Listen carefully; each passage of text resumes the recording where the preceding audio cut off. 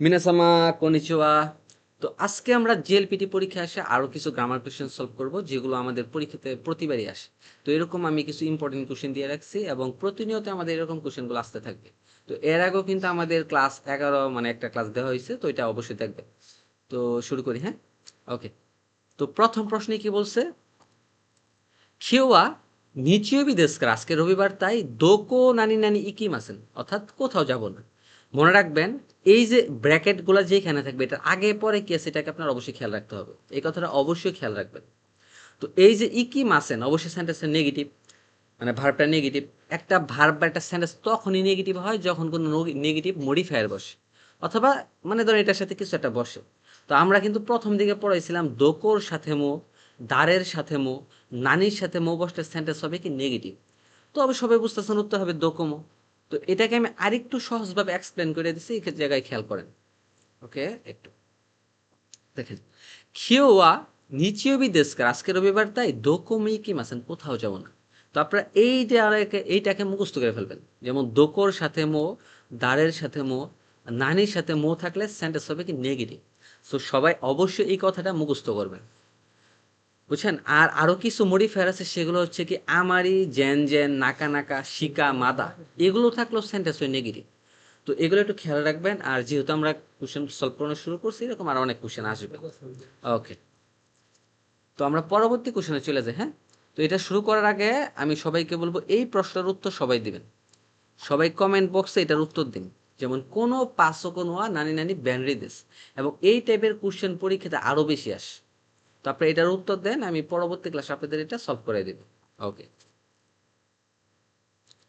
আচ্ছা, তার পরবর্তী কোশ্চেনটা হচ্ছে বাংলাদেশ রিওরিনো নাকা, মানে বাংলাদেশের রান্নার মধ্যে কাচ্চি বিরিয়ানি গা সুকি দেশ, মানে কাচ্চি বিরিয়ানি পছন্দ করি। এই যে নো নাকার সাথে যে দে বসে, এটা তো আগে থেকে আপনাদের মুখস্থ আছে, লেসন 12 কিন্তু গ্রামার, লেসন 12 গ্রামার, মানে বাংলাদেশের খাবারের মধ্যে কাচ্চি বিরিয়ানি পছন্দ করি। তো এটা যারা যারা পারেন এমনিতে হয়ে যায়। তারপর আমি একটু এক্সপ্লেন করার চেষ্টা করি, দেখেন। এই জায়গায় খেয়াল করেন। মনে রাখবেন, নো নাকাদে মানে অনেক কিছুর মধ্যে। এই যে বাংলাদেশের রান্না বা বাংলাদেশের রান্না কি একটা দুইটা, এখানে হাজার হাজার রান্না আছে। এই অনেক কিছুর মধ্যে কিন্তু জাস্ট খালি কারণ নিছেন কাচ্চি বিরিয়ানিটা। তো সমগ্র কিছুর মধ্যে বা টোটালটার মধ্যে আপনি খালি একটা নিছেন, তাই না? তো এটার সাথে বসে নো নাকাদে। তো তারপরও যারা বুঝেন নাই তাদের জন্য এখানে আমি আরেকটা কোশ্চেন দিয়ে রাখছি। মনে রাখেন, এই নো নাকাটা পরীক্ষাতে সবসময় থাকবে না, জাস্ট দেটাস। এবং আপনাদের এটা প্রতিবারই বলা যায় আসে, তারপর আপনারা ভুল করেন। তো আজকে আমার মনে হয় না আজকে পড়ার কারো ভুল হবে, দেখা যাক। ভাই মনে রাখবেন, কুদামোনো মানে ফল। এই ফল কথার মাঝখানে কিন্তু পৃথিবীর সব ফল বুঝাইতেছে, মানে পৃথিবীর সব ফল। এই পৃথিবীর সব ফলের মধ্যে জাস্ট আপনি একটা কিনেছেন, সেটা কি আপেল। অর্থাৎ এই অনেকগুলার মধ্যে বা পৃথিবীর সব কিছুর মধ্যে যদি একটা কেনেন, এই অনেকগুলার সাথে বা পৃথিবীর মধ্যে যেটা আর কি আছে সবগুলা, এটার সাথে বসবে দে পার্টিকেল। আমি আবারও বলতেছি, মানে সমগ্র। তো কুদামোনা মানে ফল, এখানে টোটালটা বুঝাইছি, মানে ফল বলতে পৃথিবীর সব ফল আছে, এর মধ্যে যদি জাস্ট একটাকে নেন, তাহলে সমগ্রের সাথে বসবে কি ভাই, দে পার্টিকেল। তো যারা বুঝেন আমি আরেকটা এক্সাম্পল দিই, সেটা হচ্ছে কাজুকু। এই দেখেন, সরি, কাজুকু। কাজুকু মানে কি ভাই, পরিবার। তো পরিবারের মধ্যে বলতেছেন বাবা। দেখেন, পরিবারের মধ্যে কি বাবা আছে, মা আছে, ভাই বোন, কত মানুষ আছে, তাই না? তো জাস্ট একজনকে বুঝাইছেন, তো সমগ্র, এটাকে সমগ্র বুঝাইছে মানে টোটাল। এই টোটালের সাথে দিতে হবে দে পার্টিকেল। উত্তর হবে কাজুকু দে চিচিগা ইচিবান ও কি হিত দেশ, মানে পরিবারের মধ্যে বাবাই হচ্ছে সব থেকে বড় একটা ব্যক্তি। আচ্ছা, তো আশা করি ওইটা ক্লিয়ার, একটু ভালো মতো সলভ করে নেবেন। আচ্ছা, তো তারপরে হচ্ছে ইয়ামা, দেখেন কি লিখছে। ইয়ামা, ইয়ামাদা সানোয়া নিহনজিন দেশ। ইয়ামাদা সান হইতেছে জাপানিজ।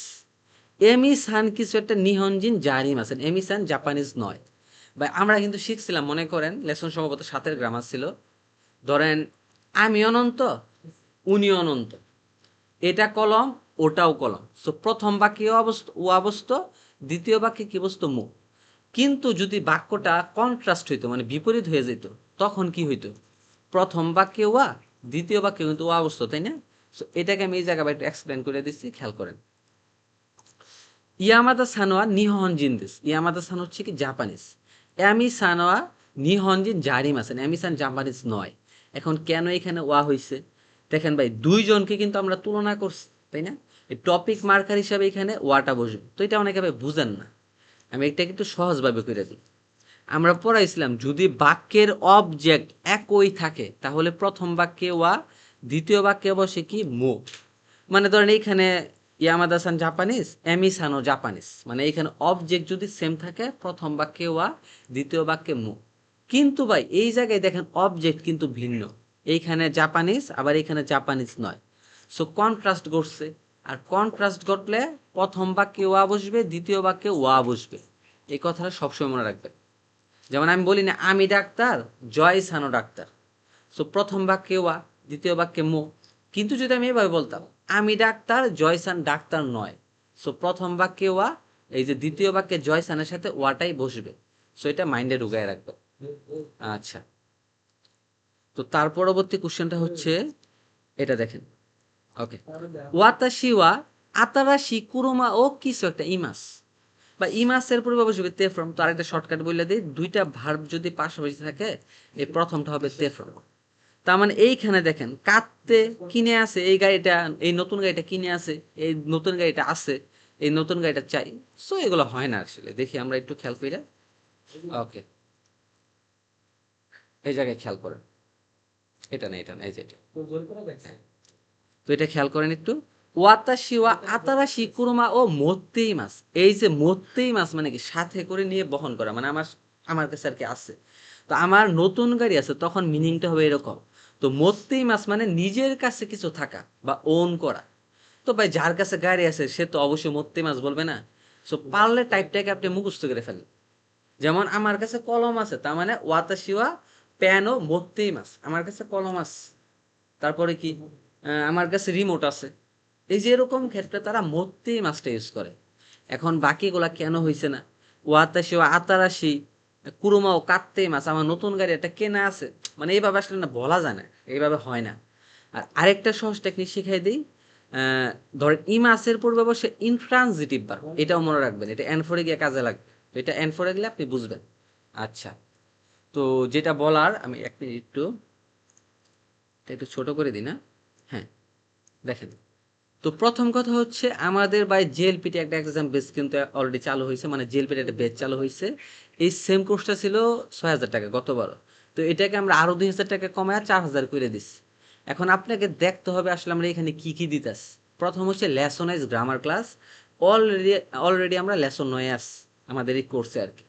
তো একদিন নষ্ট করা মানে আপনি একদিন পিছিয়ে যাবেন, কারণ সামনের মাসের ১ তারিখের মধ্যে আমরা এই কোর্সটা শেষ করব। কারণ লাস্ট ১ মাস আমরা যেহেতু জুলাই জিএলপিটি পরীক্ষা এটা অনেক গুরুত্বপূর্ণ, তো আমরা ১ মাসে এখানে লিসেনিং প্লাস মক টেস্ট থাকবে। আর এই অধ্যায়গুলোতে লেসন ওয়াইজ ক্লাস থাকবে, ধরুন আজকে 1 লেসন পড়াইছি, কালকে 1 লেসনের এক্সাম, মানে লিঙ্ক দিয়ে দেবো আমরা। আজকে 2 পড়াইছি, কালকে 2-এর উপর এক্সাম, এভাবে আর কি চলবে। তো এইভাবে গ্রামার ক্লাস আর লিসেনিংটা, সরি, লেসন ওয়াইজ কোশ্চেনগুলো আর কি চলবে, মক টেস্টগুলো। তারপর হচ্ছে এই কোর্সে আমরা মক টেস্ট প্লাস লিসেনিং নিব। তো মক টেস্ট 25টা, যদিও বলছে আরো বেশি থাকবে, এবার আরো অনেক বেশি থাকবে, কল্পনা করতে পারবেন না। তবে লিসেনিং 25টার বেশি থাকবে না, 25টাই। আমরা এই কোর্সে আপনাদেরকে আমরা কাঞ্জি 11টা লেসন রেকর্ডেড ক্লাস দিব। আমরা শুধু ভাই কাঞ্জি পড়াই না, বাংলাদেশে যেখানে কেউ কাঞ্জি পড়ায় না ওইখানে আমরা শুধু কাঞ্জি পড়াই না, আমরা টেকনিক্যালি পড়াই। এর জন্য আমাদের ওয়েবসাইটটা ভিজিট করতে হবে, ওয়েবসাইট হচ্ছে www.union.com। আর আমাদের কোর্সে আমরা 3টা পার্টিকেল মাস্টার ক্লাস নেব, জাস্ট এইটা করলে আপনাদের 60% কাজ হয়ে যাবে, আপনার পাস করে যাবেন। যদি লিসেনিং পারেন এটা দিয়ে আপনি পাস করে যাবেন, কারণ এইখানে আমি টোটাল গ্রামারটা আলোচনা করছি 25 লেসন এবং সবকিছু টেকনিক্যালি। আর 10টা থাকবে, যদি 5টা লিখছি 10টা থাকবে ভাই এক্সাম লিঙ্ক। তো অনেকে হয়তো এক্সাম লিঙ্কটা বুঝতেছেন না, যারা মেডিকেল বা সায়েন্স ব্যাকগ্রাউন্ডে পড়াশোনা করছেন, তো দেখতেন না যে এরকম এক্সাম নিত, তো আমরা ওইভাবে আর কি এক্সামগুলো নিব। তো যেটাই হোক, যদি এক্সামগুলো আমরা কিভাবে নিই এটা দেখতে চান, আমাদের ওয়েবসাইটটা ভিজিট করতে পারেন, সেখানে আমরা 2টা এক্সাম লিঙ্ক দিয়ে দিচ্ছি। তো সবাই ভালো থাকবেন, সুস্থ থাকবেন, আবারও পরবর্তী ক্লাস আপনাদের সাথে দেখা হচ্ছে। তো আজকে এই পর্যন্ত।